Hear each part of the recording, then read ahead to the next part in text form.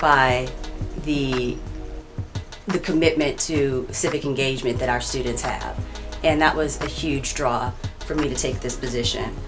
I am completely blown away by students' willingness to take their world experiences, their real world experiences, and apply them inside the classroom. I feel really blessed to be here because students have such enthusiasm for education here, and they're completely committed to engagement with government, military, private sector, and I was extremely impressed by the fact that Fayetteville State has an institutional mission to prepare students for a professional workforce and to the new challenges of new media.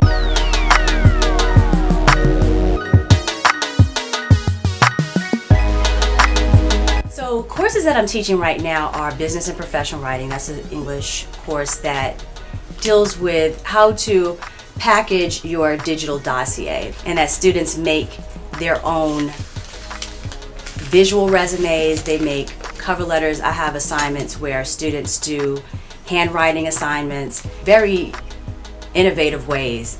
So we use a lot of low-tech connected to high-tech. What that means is that they do video biographies, video resumes, visual slideshow resumes, Pecha resumes, all kinds of different things that they actually write, script themselves, edit themselves, perform. We actually do handwriting cursive exercises to give students a sense of what that personal touch can do for a person in a business writing environment, and how it can make that just special signature, literally a signature to your professional identity.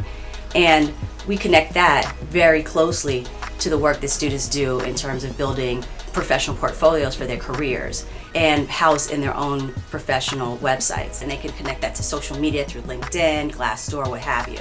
I have another class that is very exciting, and it's called Issues in Professional Writing. It has to do with taking your writing public and making your writing count in the real world. So students from that class, they use blogging very heavily, WordPress tools, and they do everything from do reviews of books and films. They also deal very specifically with issues of ethics, and we look at it and we very closely analyze it rhetorically for language, for grammar, for punctuation, for verb tense, for things like that. And then we think about how we use that in our own writing, and we do a lot of video making, we do a lot of visual things in that class too. Professional writing is now impacting us across all fields: education, media, entertainment, law, what have you. And then I have another class that I'm very excited about, and it's a course for usability in multimedia publishing, where students learn how to caption and make more usable video productions, and also how to be ADA compliant, and to make things that use writing, captioning, typography, open captions in YouTube, and we take those and we make those more readable and more accurate. Then I have another course that I'm very excited about, and it's kind of an outgrowth from my freshman composition courses where I teach graphic novels, but it's going to be an upper level graphic novel course. Graphic novels have arrived as a literary form. There's a whole category of literature in the Pulitzer Prize that's just devoted to graphic novels. They are expected to respond to them through the comic format, dialogues with boxes and the ditch lines and all these things, something that I call post-critical production.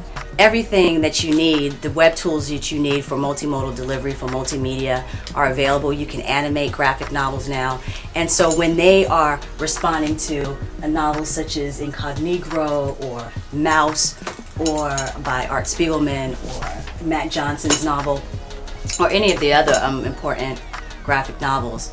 So we have a lot of fun with that, and students, for the first time, really start to really enjoy writing with punctuation and understanding that visual communication has its own type of grammar. And across the board in all my courses, that's what I deal with: visual communication, and getting students to really appreciate the fact that in its essence, all writing is a graphic form. It is about what we scan with our eyes and what we make meaning from, and the images and the ideas that come to us from what we see on the page. And now what we see on the page is so much more animated, and it's more colorful and it's brighter than ever before, and now we're writing with light.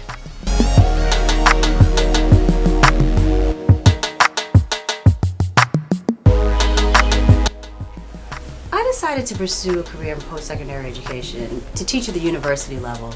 I thought it would be fun to always live a life of the mind.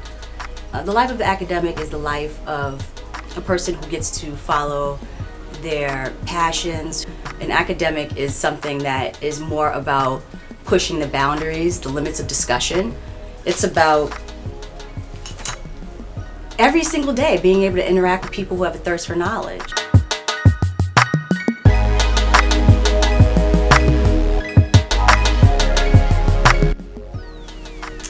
My bachelor's degree is in political science. I'm also a product of the HBCU system. I went to North Carolina A&T for my master's degree, which is where I got my degree in English and African American literature.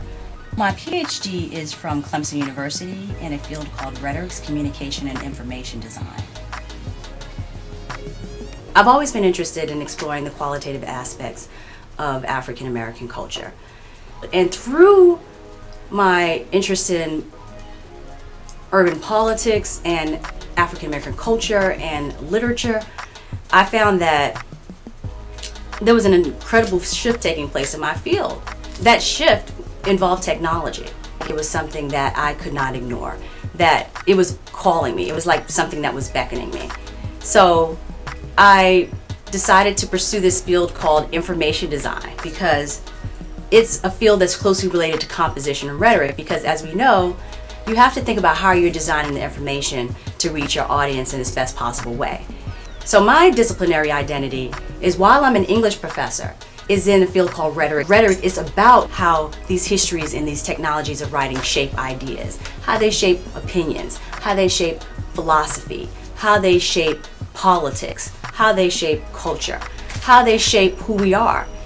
Through rhetorics, and I use rhetorics as a plural, because I think of rhetoric as more than simply writing or simply a history or a technology of writing, but I think of rhetoric as any kind of persuasive communication. So everything to me is a persuasive communication. I think that Native American moccasins are a persuasive type of communication, the beadwork. I think about the way West African women in Nigeria tie their head wraps, their geles. That's persuasive communication. This is design. These are people who are fashioning themselves to persuade, to be in the world, and to give off information. I think that's just one aspect of what I do. And as an English professor, it works. Teach people how to think of themselves as a text, how to write their ways in the world. Flip the script if necessary even. Because whatever you choose to be is what you can be, because you can write your way in the world.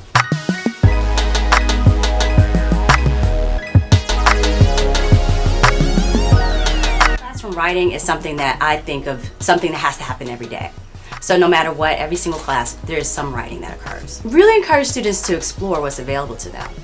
I get them to think about things that they are uncomfortable with, and meaning use things that they're uncomfortable with.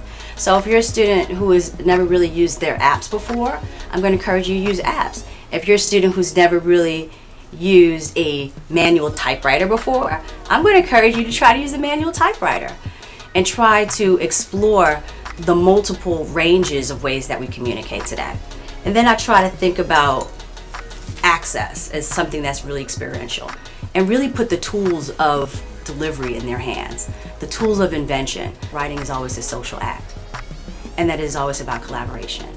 Writing is with other people, and writing is for other people.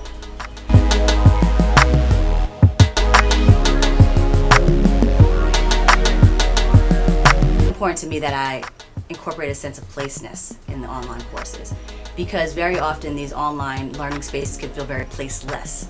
And so in order to alleviate that feeling of placelessness, I try to create a presence and actually do videos sometimes in my office at home or at work and show them those kinds of things so that they can say I'm a real person who's also grappling with very many of these same issues.